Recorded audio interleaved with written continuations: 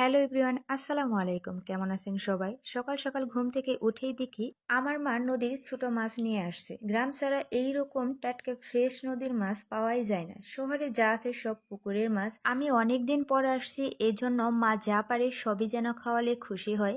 গ্রামীণ জীবন মানেই টাটকা ফ্রেশ জীবন, তাই না? নদীর টাটকা ছোট মাছ দিয়ে খেতে সার ছাড়া সবজি যেন সাইড ইফেক্ট ছাড়া একটা ওষুধ। কারা কারা মিস করেন এগুলা বলুন তো? আমি তো ভীষণ মিস করি। ছোট মাছগুলো আমার মা আর ছোট বোন কাটছিল, আমি বসে বসে দেখছি। তারপর আমি কাটতে শুরু করলাম। মাছ কাটা হয়ে গেছে, এখন মাছগুলো ভালো করে ধুয়ে নেব। মাছ ধোয়া হয়ে গেলে এখন পেঁয়াজ মরিচ দিয়ে দিবে। আজকে ছোট মাছ দিয়ে সব সবজি একসাথে রান্না করবে। এইভাবে রান্না করলে ছোট মাছের অরিজিনাল স্বাদটা পাওয়া যায়। সবজিগুলো আমাদের গাছের, নিজেদের বাড়ির তরতাজা সবজি, কে না পছন্দ করে?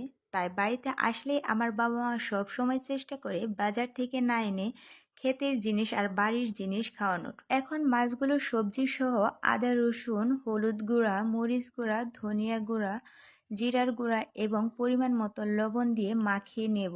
মাখানো হয়ে গেলে চুলায় কড়াই বসিয়ে তারপর সামান্য সরিষার তেল গরম করে এর মধ্যে জিরা দিয়ে দিবে।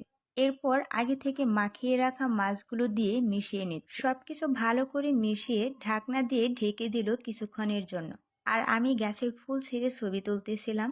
বাড়িতে অনেক ধরনের ফুল গাছ আছে, সবগুলো আমার ছোট বোন লাগাইছে। আমি যখন ছোট ছিলাম তখন আমিও এরকম ভাবে বাড়িতে ফুল গাছ লাগাইতাম। এরই মধ্যে আমার আব্বা আমাদের গাছের সবরি কলা কেটে আনছে, আর আমার মা এগুলো পাকানোর জন্য ফলের ঝুড়িতে কিছু জাবা বিছিয়ে দিল। আমরা এগুলোকে খের জাবা বলি, অনেকে খড়ও বলে, এলাকা ভিত্তিক এক এক নাম বলে। আপনারা কি বলেন এগুলাকে? আমি এক এক করে কলাগুলো দিচ্ছিলাম আর আমার মা সুন্দর করে এর মধ্যে বিছিয়ে দিচ্ছিল। এগুলো পেকে যাবে ৯-১০ দিনের মধ্যে। অনেকে আবার এরকম ভাবে কলা পাকানোর জন্য চালের বস্তা বা পাটির যে বস্তা থাকে ওইগুলা ব্যবহার করে। এদিকে তরকারি প্রায় হয়ে গেছে। মা ঢাকনা সরিয়ে তরকারি একটু নাড়াচাড়া করে একটু পানি দিয়ে দিল, যাতে করে সুন্দর একটু ঝোল হয়, এতে খেতে ভালো লাগবে। ঝোল যখন তরকারির সাথে মাখা মাখা হয়ে আসছে তখন এগুলো নামিয়ে নিচ্ছে। কি সুন্দর কালার আসছে, দেখে এখনই খেতে মন চাচ্ছে। এত সুন্দর স্মেল আসছে। আমি প্রায় ২ বছর পর আসছি। বাড়ির অর্গানিক সবজি খাওয়া দাওয়া তো খুবই মিস করেছি। আসলে এইগুলো নিজেদের বাড়ি ছাড়া কোথাও পাওয়া যায় না। তরকারি হয়ে গেছে, এখন নামিয়ে নেবে। আমি তো এখনই খাবো গরম গরম ভাতের সাথে। তরকারি বেড়ে ঘরে নিয়ে আসছি। ভাতের কালার অন্যরকম, কারণ এইগুলা আমন ধানের চাল। যারা গ্রামে থাকেন তারা কম বেশি সবাই এই চালের সাথে পরিচিত।